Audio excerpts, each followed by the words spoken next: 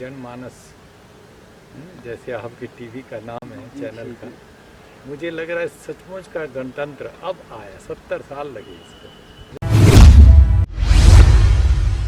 लेकिन मैं विचलित नहीं हूँ। मेरे ऊपर हमला हुआ पाकुड़ में, लेकिन अचानक उन्होंने मेरे ऊपर हमला कर दिया। अटल जी को श्रद्धांजलि देने गए थे तो उसमें किस बात का विवाद था जिस पर आपको जो है हमला किया गया?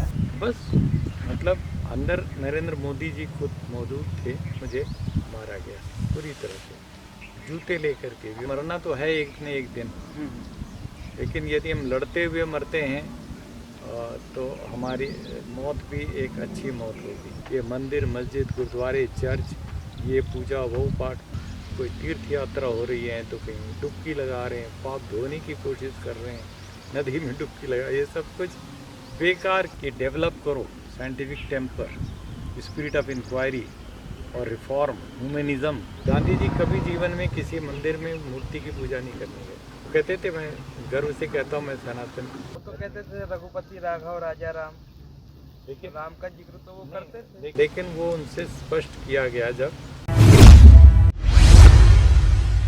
मेरे ऊपर हमला हुआ पाकुड़ में। मैं तो चाह रहा था वो अंदर आते, बैठ के बात करते, क्या है, मैं उनको चाय पिलाता, लेकिन अचानक उन्होंने मेरे ऊपर हमला कर दिया। कोई किसी के ऊपर हमला कर दो आप कभी भी।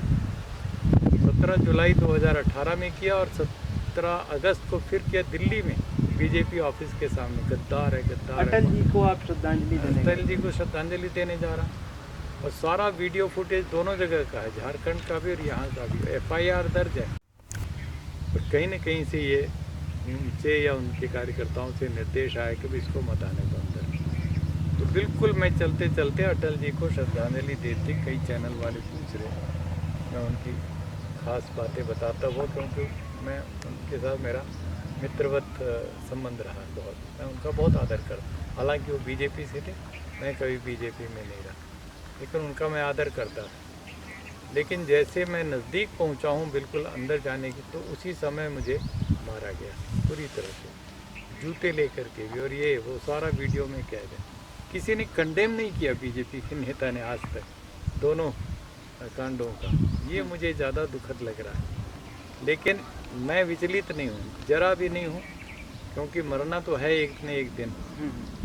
लेकिन यदि हम लड़ते हुए मरते हैं तो हमारी मौत भी एक अच्छी मौत होगी। और जो कायरों की तरह हमला करने वाले हैं, इनके सामने हम कभी झुक नहीं सकते। जब तक भारत किसी भी तरीके के अंधविश्वासी धर्मवाद से मुक्त नहीं होगा, तो भारत कभी भी विकास नहीं कर सकता, कभी भी समतामूलक समाज बन ही नहीं सकता। जातिवाद की जड़ें गहरी रहेंगी, भाग्यवाद छाया रहेगा सबके, और इसी तरह के कोई तीर्थ यात्रा हो रही है तो कहीं डुबकी लगा रहे हैं, पाप धोने की कोशिश कर रहे हैं, नदी में डुबकी लगा, ये सब कुछ बेकार की चीज़ें हो रही। मुझे तो लगता है कि ये बहुत बड़ा काम है जो हमें संविधान हमें कहता, आर्टिकल 51A, कि डेवलप करो scientific temper, spirit of inquiry और रिफॉर्म, ह्यूमनिज्म, कंपोजिट कल्चर, इसकी बात कह रहा है। यह हमारा मौलिक कर्तव्य है। सत्य की तरफ बढ़ो और सत्य को ही ईश्वर समझो। सत्य के लिए खड़े होकर असत्य के खिलाफ जूझना अहिंसक तरीके से, प्रेम और करुणा को जगा करके हिंसा और घृणा के खिलाफ जूझना, अन्याय की भावना जगाते हुए अन्याय से टकराना, मिटाना उसको। ये धर्म कुल मिलाकर के इतना धर्म मेरी समझ में आता है। ये मंदिर, मस्जिद, गुरुद्वारे, चर्च, ये पूजा वो पाठ मुझे बिल्कुल स्वीकार नहीं है। ये सब अंधविश्वास की खाई है और अच्छी खासी बिजनेस की दुकानें। क्या लगता है इसी के चलते ही जो राम के नारे लगा करके आपको मारपीट करते हैं, आप सदाबद्दता करते हैं? क्या एक कारण यह भी समझते हैं कि जो लोग आपकी इस बात को नहीं समझ पाते हैं, वो जय श्री राम के नारे लगाते हैं तो हैं, लेकिन राम को भी फॉलो नहीं करते, जैसा कि आपने जिक्र किया? नहीं, मैं कह रहा हूँ, मान लो आप मेरी बात से सहमत नहीं है, जी, बहुत जी। अच्छा, मुझे तो कोई बात तो करो भाई। मैं गलत कह रहा हूँ कोई चीज़, जी जी तो बैठो, बात करो, संवाद करो, शास्त्रार्थ करो, जी। है ना। हाँ मेरे ऊपर सवाल करो, मैं कुछ बोल ही तो रहा हूँ, मुंह से बोल रहा हूँ, जी। तुम भी मुंह से बोलो मेरे खिलाफ। बिल्कुल। मैं कुछ लिख रहा हूँ, तुम भी लिखो मेरे खिलाफ।